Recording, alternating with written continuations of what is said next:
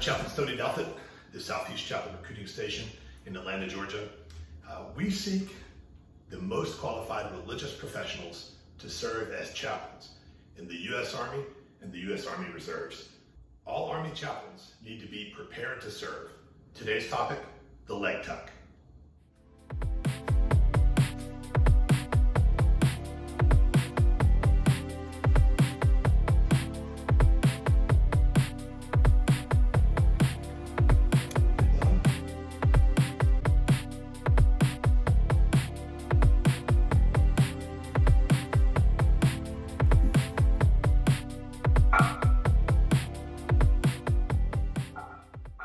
This series is called Prepared to Serve, and we're focusing on fitness, and especially the new Army Combat Fitness Test, ACFT. You can Google around and find lots of stuff about the ACFT. As a matter of fact, the Army has its own app called Army PRT. That's Physical Readiness Training. It's a free app. You can see all the demonstrations of the ACFT and get up to speed on that. Especially if you're a civilian considering chaplaincy, you may want to find out what you're in for as far as taking an ongoing test.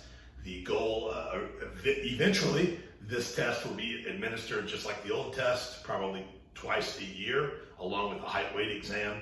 I assume that's the plan, even though currently it's not quite in the works yet. It is officially the test of record as of October 1st, 2020.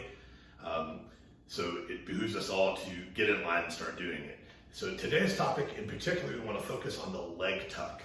The reason we want to focus on the leg tuck is because it has been a particular issue. But before we get into that, however you're receiving this by YouTube or Facebook, Twitter, however you're doing it, please like, share, subscribe, all those things, and generate some buzz for this video if you don't mind. Get it out there in the hands of people, especially trying to find future chaplains, people that might want to be a chaplain in the United States Army. And before we start the more physical part of this video, I want to remind you that I am not a medical professional. I am just a chaplain and officer in the U.S. Army, and I'm giving you my counsel and my advice from my perspective. So as always, anytime you seek counsel from a source of video on social media, you should always run it by your medical professionals. Don't do anything I'm telling you to do without making sure it's okay. If you're a civilian, you should check with your doctor first. And if you are military, especially if you're Army, you should check with your master fitness trainer to make sure that everything I'm saying is what they would want you to be doing and nothing different as well. This is all just my opinion, what's worked for me, and take that as it is. So today we're going to focus on the leg tuck. Why? Because the leg tuck has been an issue for some people. The people that I know personally, myself, you saw that I demonstrated earlier that I could do a few. A year ago, I could do 0 leg tucks, and I have used some training techniques and a lot of research and a lot of hard work to get from 0 to passing.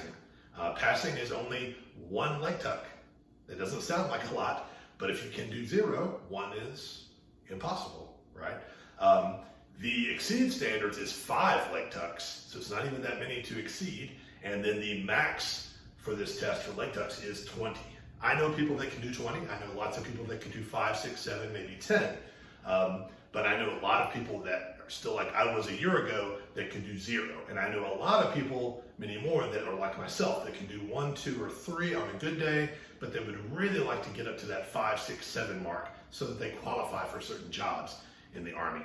So for future chaplains, you're going to need to do at least one of these, not to get into the Army, but once you're in the Army on an ongoing basis.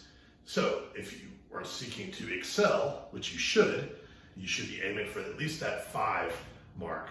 And so to do that, we want to really get after what is the leg tuck and break it down. And the reason people are struggling with it is because it's not primarily an ab exercise. I said before, when I first started this, I could do 0 leg tucks. It's not because I have a weak core. It's because I had weak shoulders and biceps and even grip strength, because pull-ups were not a thing that I did a lot of. And this exercise is an ab exercise, but it's not a 1-to-1 ab exercise. I used to max my sit-ups in the old test. I could do 70, 75, 80 sit-ups in 2 minutes, no problem, because that's all ab. But this, because we're hanging, it is abs, but it starts on a foundation of the shoulders, the biceps, and even the grip. And if you don't have one of those, much less all three, you're probably not going to be able to get into the position to even do one leg tuck. Does that make sense? I hope so. So it's not primarily an ab exercise, and for that reason, many people are struggling with getting up to speed on this exercise. Primarily, the problem that people are having is that this exercise depends on a high strength to weight ratio. All right? So if your weight is high and your strength is low in this area, then you're going to struggle. And that's where I was. And so I've been building my strength. So that brings me to my number one recommendation for doing well in the leg tuck. You're not going to like it. My number one recommendation for doing well in the leg tuck is lose weight. Lose weight. It's just that simple. In the old test, a lot of us were able on the height weight to just kind of bump up against that fat percentage that we're allowed, the BMI, and stay strong and fit by that measure. This test is going to allow less of that. Simply put, the more weight you're pulling from here on down, which is where you can see how I'm built, that's where most of my weight is. It's between my knee and my ribs. The more weight you have, the more you are going to pull up with everything, including your arms. And so likewise, the less strength you have in this area, from your shoulder to your elbow, and then also your grip strength, the more you're going to struggle with this. So lose weight. I know nobody wants to hear it, but it's going to make you generally better at everything anyway. Don't lose weight at the expense of strength. Lose weight by converting the fat over to muscle. That's what I've been focusing on, and it has worked over the past several months, able to go from 0 to 1, 2, and maybe even 3 on a good day. So that is my first recommendation for you, is lose weight. So let's talk about the second recommendation for getting better at the leg tuck. So recommendation number 2 is strengthening the shoulders, biceps, and grips. As we said already before, that's the foundation of this exercise, of succeeding at this exercise. If you cannot get into the flex position, if you can't move from the dead hang position, which is the starting position, into a flexed position, flexing your arms like that, simply that right there. If you cannot do that with your own body weight, you will not do a leg tuck, right? So we need to be able to strengthen those and get us from the position of being from that dead hang into that flex position. It doesn't have to be all the way to a full pull-up position, 90-degree angle, that's not necessary, just some flex. Okay, so how do we do that? Well, my guess is if you can already do a strict pull-up or a couple of strict pull-ups or chin-ups, then you're good to go on this. You probably don't need this entire section. You just need to hop on the bar and do as many reps as you can in a workout cycle and strengthen, go with that. If you want to build on that, then follow these other examples of exercises. So if you can't do a strict pull-up, you're going to need to scale it somehow. So that in scaling is really a CrossFit term. It just means dropping down the workout until it's something you can do, until you can build up into doing the actual workout. So if you're able to kip a pull-up, that means kind of swing yourself and get up into a pull-up position, or jump to a pull-up, or you're somewhere between that and not being able to do a pull-up at all, even if you jump or pull up, then you're going to need to scale somehow. My favorite way to scale a pull-up is with a ladder. You'll notice I keep a ladder right here under my pull-up bar. Pull-up bar is here. The ladder leans up against the wall. The reason I like this is it gives me multiple levels of scaling. Every rung on the ladder is a place I can put my foot or a foot, and I can continue to adjust my body weight using my legs. I can take pressure off of my arms and shift it to my legs, and therefore scale down my own body weight. That's my favorite. If I'm really weak, I'm going to take off a lot of work, a lot of weight, and work less. But if I'm feeling strong that day, I can really use my arms for pull-ups and chin-ups. I'll demonstrate a little bit. On the third rung, the highest, I get into the pull-up position, dead hang, and pull up. And I'm using almost all my body weight, but not quite. And if I want to adjust that and even use more, I can drop down. Sometimes it's a little challenging to keep your feet on the rungs. But you can see how you can use a ladder to scale. You can also use a plyo box to scale. It's got different sides, right? So you can turn it to the tall side, the medium side, the low side, and scale your pull-ups that way. You can also use bands. See, I've got fitness bands here. You can hang them from the bar, and you can use bands to scale your pull-ups and your chin-ups. Probably if you're going to use bands, I would shift over to the chin-up because the grip is what's important for the leg tuck. It has to be alternating grip.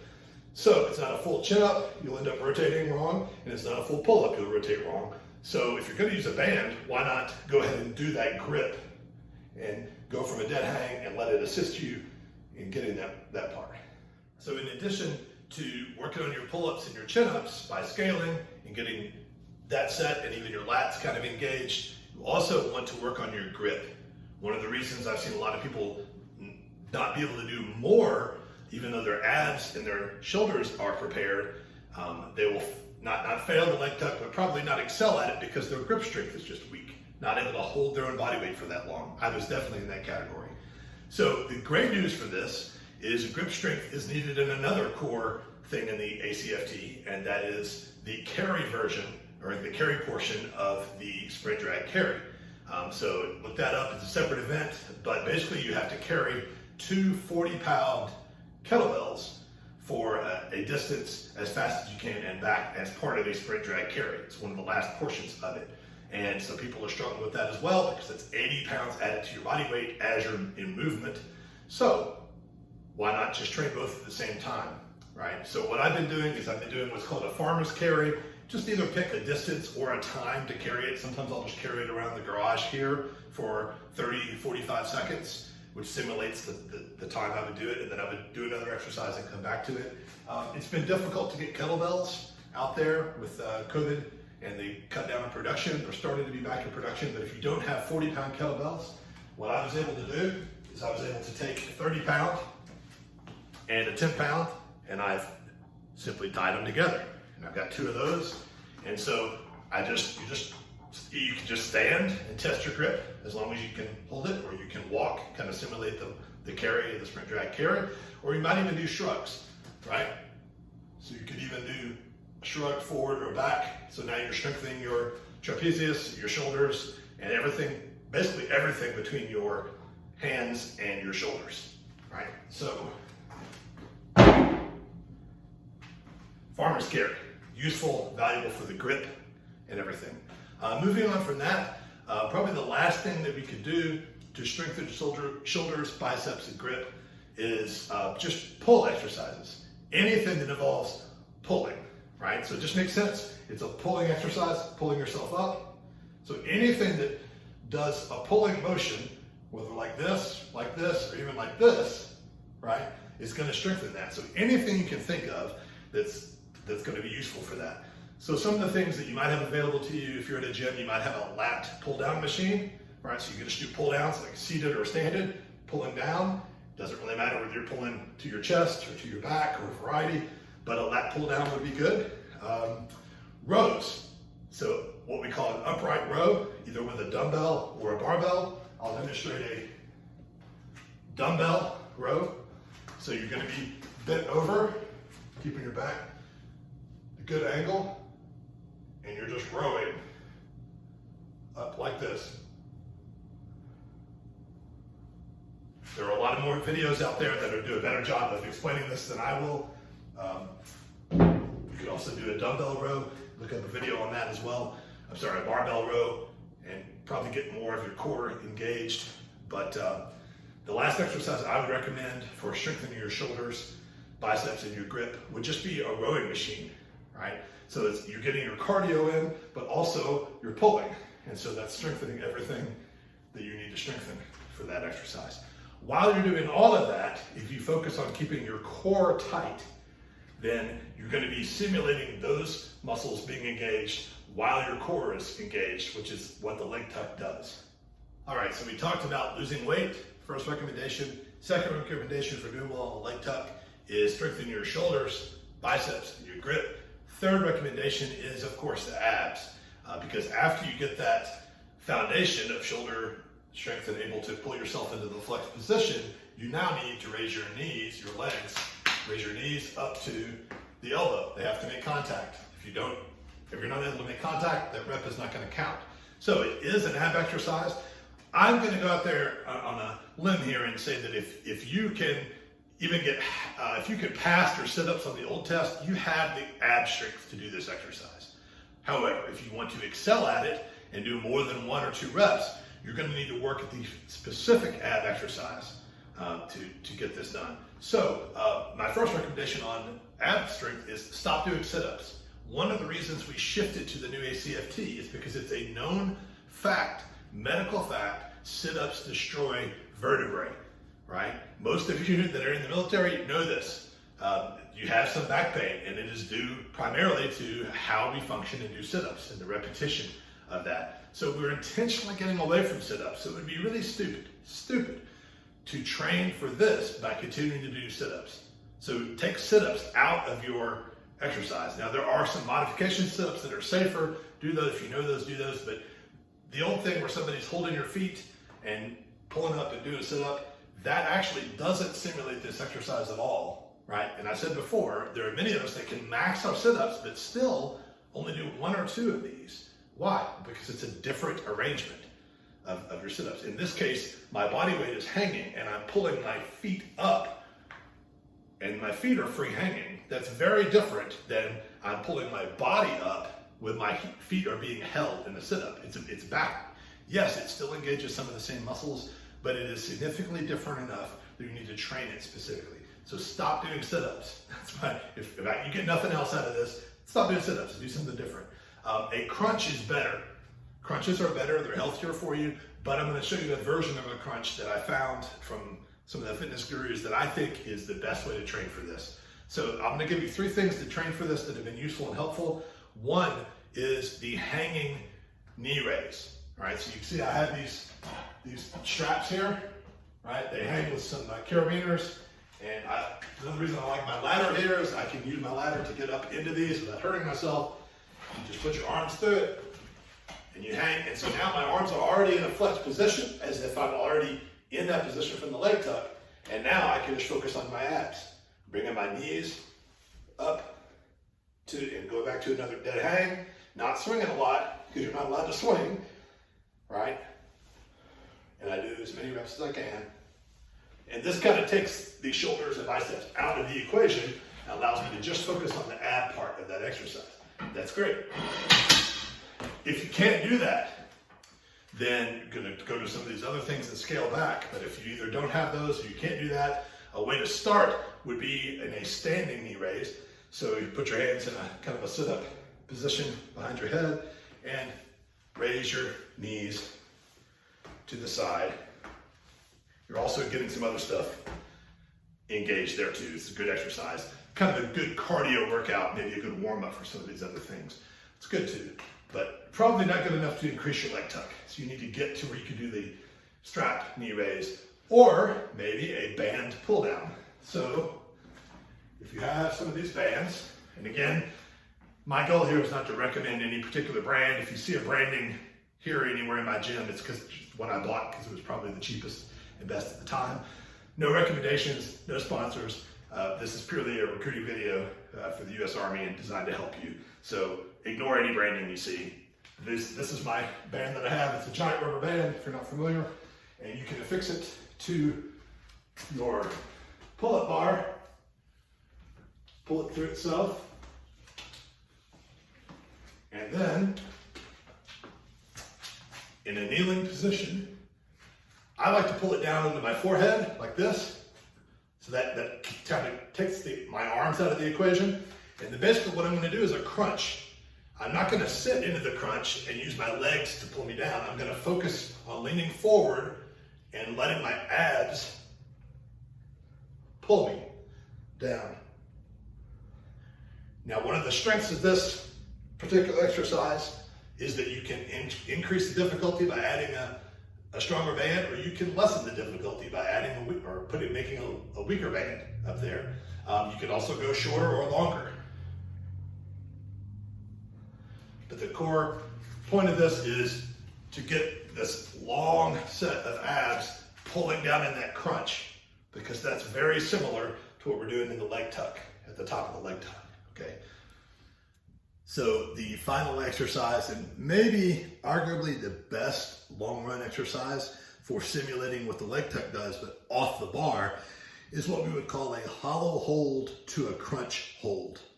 All right, so you're familiar with a crunch, but a hollow hold you may not be accustomed to. Some people call it a banana. So hollow hold is simply putting yourself in a banana formation, your legs out, and pretty much only the small of your back is resting. Everything else, your shoulder blades are off, trying to even get your butt off the surface. So that's a hollow hold, that's great. But moving from a hollow hold into a crunch hold, in other words, bringing your knees and elbows together in the same way that you would in the leg tuck, bringing them together and holding there for a split second or as long as you can, and then going back to the hollow hold and doing repetitions of that. If you could build up to, you can do 10 really decent ones of those, I think could be on your way. So I'll demonstrate a few of those. My form is not great on these. So go ahead and comment, feel free, I don't care. It's not about how we look, it's about how we get done.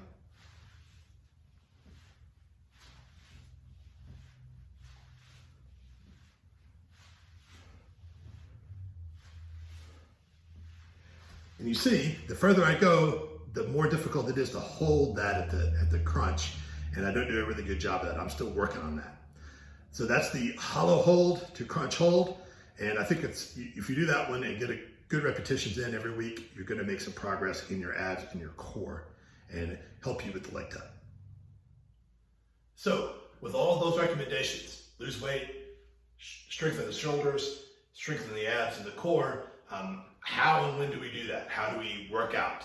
How do we structure that workout? Well, the number one thing I see people do in the military that I think is an incorrect technique is that they overtrain. We have this idea that if we drop down and do 20 push-ups all day long, that somehow we're going to be able to do more push-ups, for example. And really all you're doing is training your body that whenever you need 20 push-ups, you can do 20 push-ups. Does that train you to do 21 push-ups? No, not really. Maybe in the long run you get a few more push-ups out of that, but how do you train to get more push-ups? It's by doing more push-ups in a set, not 20 and stopping. If I go to 20 and stop, I'm training my heart and my lungs and my muscles that all I gotta do is 20. And that's never gonna get me to my max or to excellence. Same thing with ab workout and all strength workouts. You have to have a good work-rest cycle. So the goal should be, especially for abs, you should never work them out more than twice a week, right? So maybe early in the week and then maybe late in the week, you can do this exercise, these exercises I've shown you. I would do them, what's worked for me is I like Tuesdays because Monday is usually a run day. So Tuesday is a good core day for me. So maybe Tuesday, I'll do these exercises along with some others, and I'll do them to failure, complete exhaustion until I can't do anything else. So I completely tax those muscles. Then I rest. I don't get up the next day and do them again because my muscles aren't rested, and I'm gonna actually do less in successive days, not more, therefore teaching my muscles to quit sooner. So I need to max them out, exhaust them, and then rest them for several days until they're completely rested. How long is long enough? Well, you need to decide that. That's gonna depend on your age and your gender and your overall fitness. And just maybe your tolerance for pain. Some people can push a little harder, some people will have to back off. Maybe it has to do with some kind of physical limitation you have. So you figure out how much rest you need.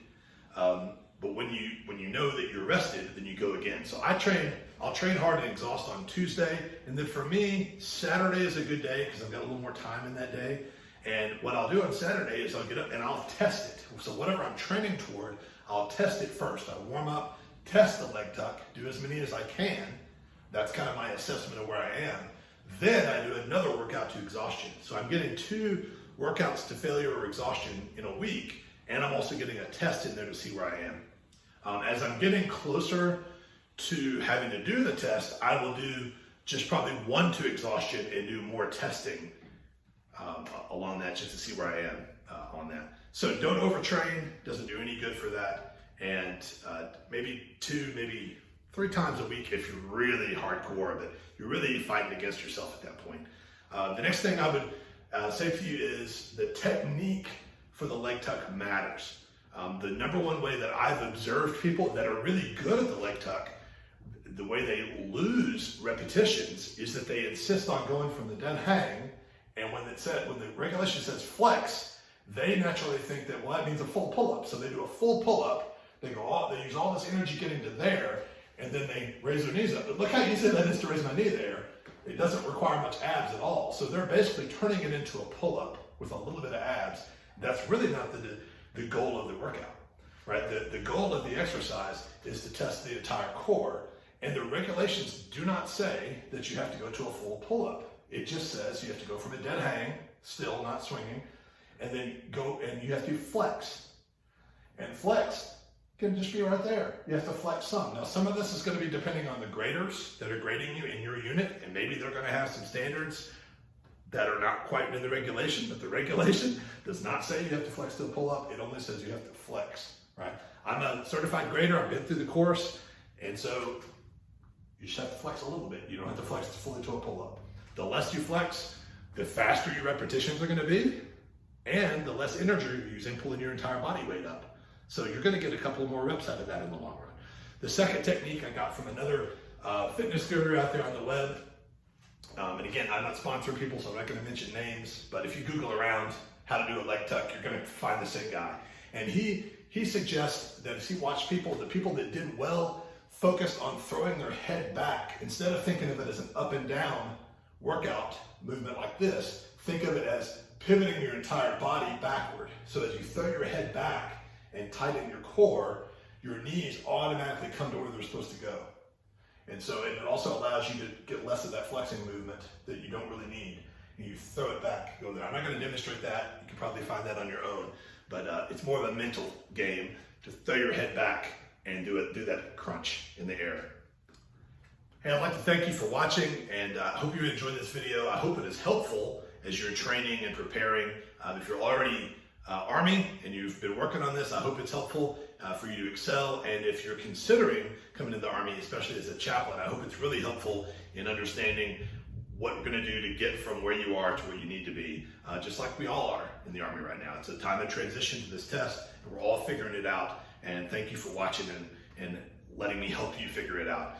Please comment with questions or questions about the leg tuck, questions about this. I'm not an expert on this stuff. I am an expert in Army chaplaincy on how to become an Army chaplain. So if you've got comments and questions about that, please, of course, put those down there, and we'll engage you on that. Reach out, ask your questions. Always like, subscribe, share. Thank you so much. Future chaplains, let's get prepared to serve for God and country.